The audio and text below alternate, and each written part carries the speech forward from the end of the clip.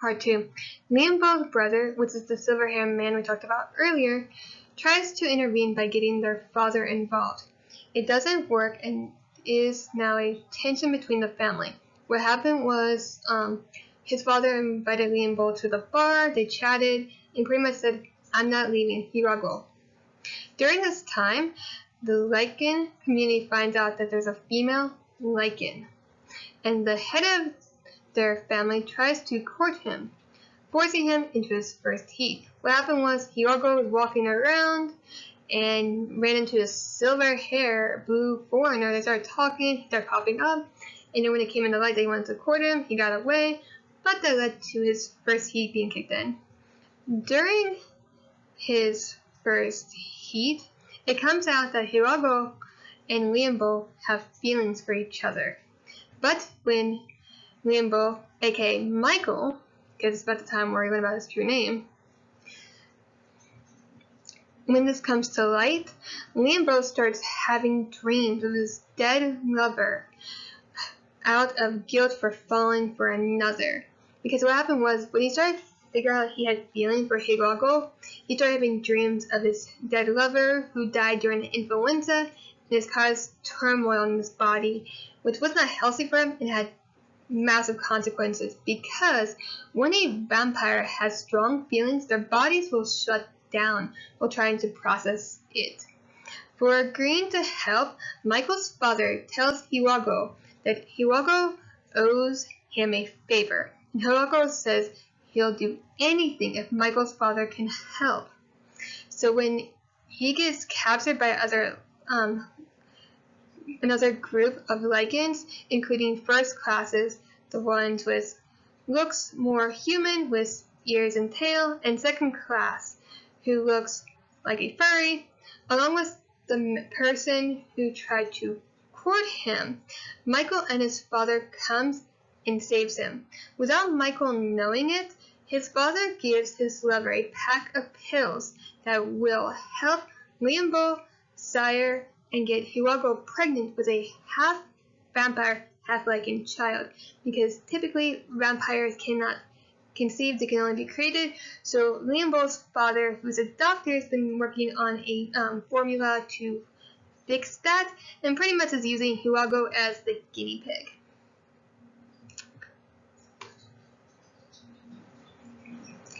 That's the end of spoilers. Safe to continue. If you want to know what happens to Liambo and Hyeongje and any possible kids they have, I will be linking links down below that will take you to sites where you can purchase the manga, along with instructions on how to work the sites and how to make accounts and the process of purchase. What I liked about the manga/manga part 1, the first thing I loved about this is the art style. It has such clean lines, vibrant colors, and nicely proportioned anatomy. What I mean by this is, in some mangas and mangas, the proportions are too exaggerated, the colors are too out there, and the line works are just sloppy and unappealing, but in this one, it's done in a beautiful art style that's appealing to the eyes, and you just want to see more of it.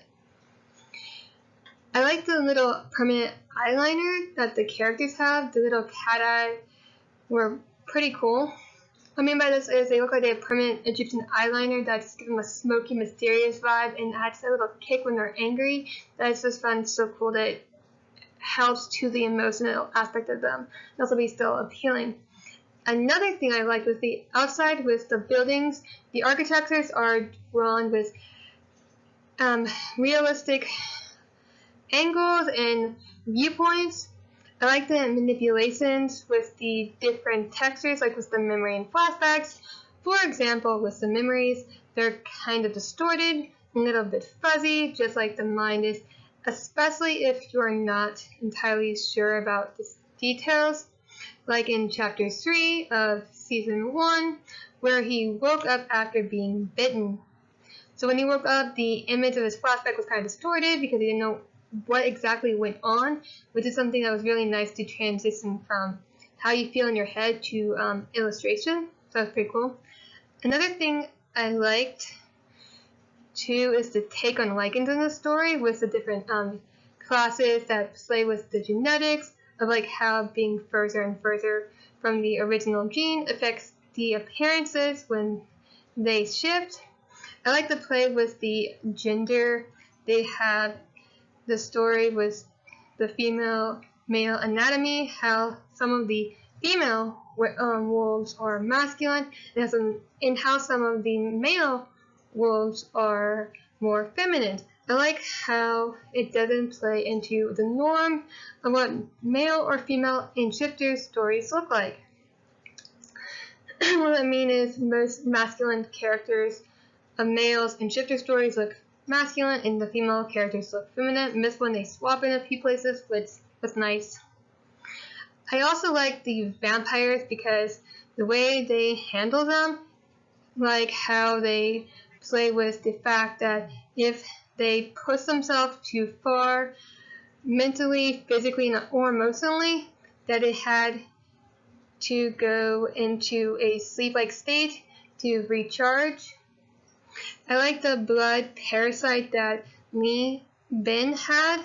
I liked how it would come out